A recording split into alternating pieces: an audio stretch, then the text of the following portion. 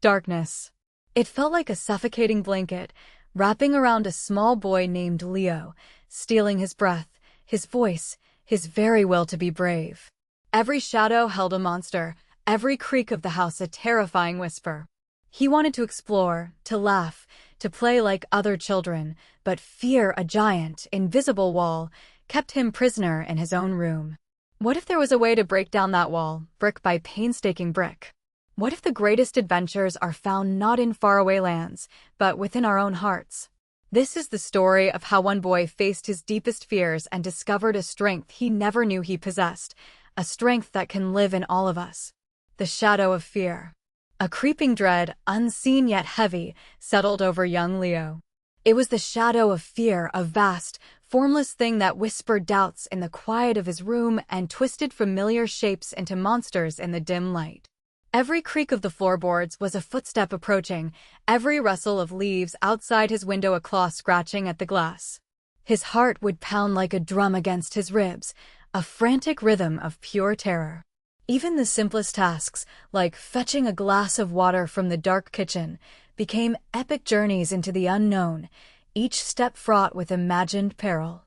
This shadow wasn't just in his mind, it was a physical weight, pressing down on his chest, stealing his breath, making his limbs feel heavy and unresponsive. He'd freeze, paralyzed by the sheer intensity of it, unable to move or speak, lost in the suffocating darkness his own mind created. This pervasive fear wasn't born of any single event, but had grown insidiously, feeding on small anxieties and amplifying them into a formidable presence. He'd see his friends laughing and playing, their carefree joy a stark contrast to the internal turmoil that consumed him. He longed to join them, to feel the sun on his face and the wind in his hair without the constant gnawing sensation of impending doom. But the shadow always pulled him back, its tendrils wrapping around his ankles, anchoring him to the safety of his solitude. Sleep offered little respite, often bringing nightmares that mirrored his waking dread, leaving him exhausted and even more vulnerable the next day. The world outside his window seemed vibrant and full of possibility, a world he yearned to explore, yet the shadow kept him confined, a prisoner in his own home, his own mind.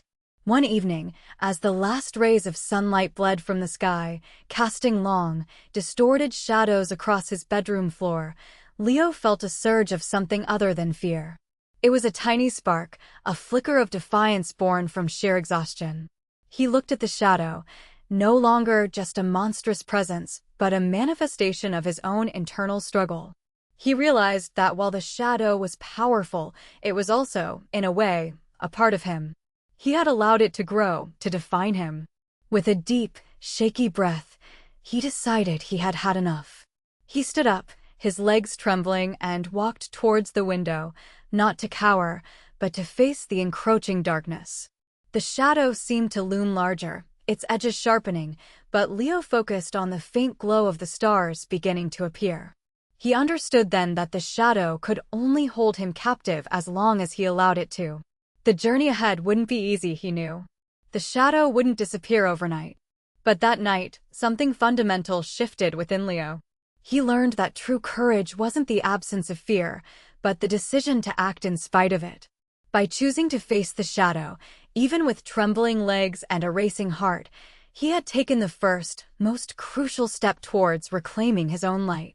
The darkness still lingered, but now Leo carried a small, persistent flame within him, a testament to his newfound strength, a beacon guiding him towards a future where the shadows would no longer dictate his path.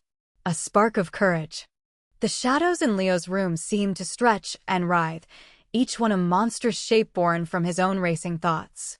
He lay in bed, heart pounding a frantic rhythm against his ribs, the silence of the night amplifying every creak of the old house.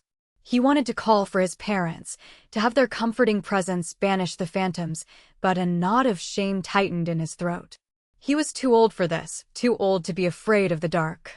Yet, the fear was a tangible thing, a cold hand squeezing his chest, whispering tales of what lurked just beyond the sliver of light from the hallway. He squeezed his eyes shut, trying to conjure images of his favorite superheroes, of their bravery and strength, But the darkness always won, morphing even their heroic forms into something menacing.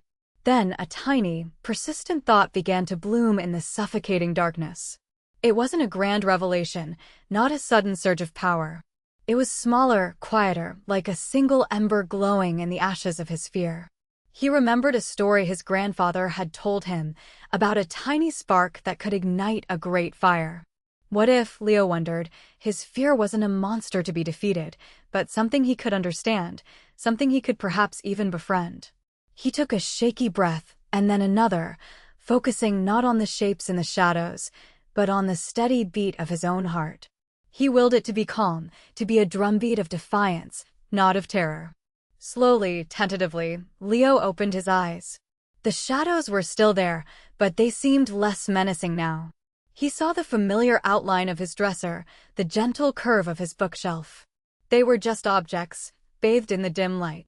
He realized that the real monsters weren't outside his window, but inside his own mind. He reached out a trembling hand, not to hide under the covers, but to touch the cool fabric of his blanket. It was real. It was solid. And so was he. This small act of reaching out, of acknowledging the reality around him, felt like a victory. The fear hadn't vanished completely, but it had shrunk, its power diminished by this flicker of courage. And in that moment, Leo understood. Courage wasn't the absence of fear, but the decision to act in spite of it. It was the quiet strength that bloomed when you chose to face what scared you, even if it was just by opening your eyes. The night was still dark, but a new light had dawned within him, a spark that promised to grow, a reminder that even the smallest light can push back the deepest shadows. The ascent. The path ahead was steep, a jagged scar carved into the mountainside. Each step was a battle, his small legs burning, his lungs gasping for the thin, cold air. The wind, a cruel whisper, tugged at his clothes, threatening to send him tumbling back into the shadows he so desperately wanted to escape. He looked down, a mistake. The world below seemed impossibly far, a hazy collection of fears he carried in his heart. His hands, raw and trembling, clung to the rough stone. Doubt gnawed at him, a persistent, icy dread. Asterisk, what if first can't do this? What if first fall, asterisk? But then, a flicker. A memory of a warm smile, a whispered promise of courage. He saw not the terrifying drop, but the peak, bathed in the gentle light of the rising sun. It was a beacon, a symbol of everything he was fighting for. He took another breath, deeper this time, and pushed off the rock. His muscles screamed, but a new strength, born of sheer will, surged through him. He focused on the next handhold, the next foothold, a tiny victory with each movement. The wind still howled, but its voice seemed less menacing now, more like a challenge he was ready to meet. Slowly, painstakingly, he climbed. The world below receded, its power diminishing with every upward gain. He was no longer a prisoner of his fear, but a master of his ascent. The sun, now higher, warmed his face, chasing away the last vestiges of the cold dread. He could feel the summit nearing, a tangible presence in the air. And then, with one final, determined push, he pulled himself over the edge. The view was breathtaking. Not just the vast expanse of land below, but the boundless sky above, stretching out in an endless promise. He stood tall, a small figure against the immensity, his heart swelling with a quiet, triumphant joy. He had faced the mountain, and he had won. The fear was still a memory, but now it was a memory of a battle fought and overcome, a testament to the strength that lies within, waiting to be awakened. Embracing the unknown. He stood at the edge of the Whispering Woods, a place his village elders warned him never to enter. The trees loomed, their branches like skeletal fingers against the twilight sky. Every rustle of leaves sounded like a monster's breath, every shadow seemed to writhe with unseen creatures. His heart pounded like a drum against his ribs, a frantic rhythm of pure terror. He wanted to turn back, to flee to the safety of familiar paths and comforting lights. But a deeper whisper, a quiet resolve, urged him forward. He took a shaky breath, the cold air stinging his lungs. What lay beyond the fear? What wonders, what lessons were hidden in the dark? He had to know. Stepping into the woods felt like plunging into icy water. The familiar world vanished behind him, replaced by a symphony of unknown sounds. Twigs snapped underfoot, not with the menacing crackle he expected, but with a delicate crispness.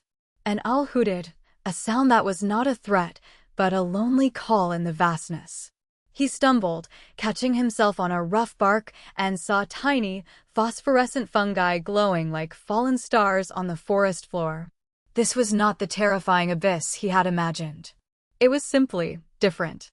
Unknown, yes, but not inherently malevolent. With each hesitant step, the grip of fear loosened. He began to notice the intricate patterns of moss on ancient stones, the delicate unfurling of ferns, the silent, steady growth of trees that had stood for centuries. He realized that the unknown was not a void to be feared, but a canvas waiting to be explored, a story waiting to be written. The darkness held not monsters, but mysteries, not dangers, but discoveries. He was no longer running from fear. He was walking with curiosity, his senses alive to the subtle beauty of this new world.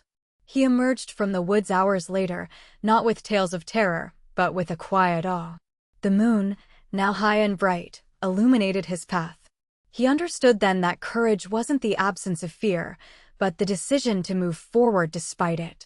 The unknown would always exist, vast and unpredictable, but by choosing to face it, he had found not just the woods, but himself.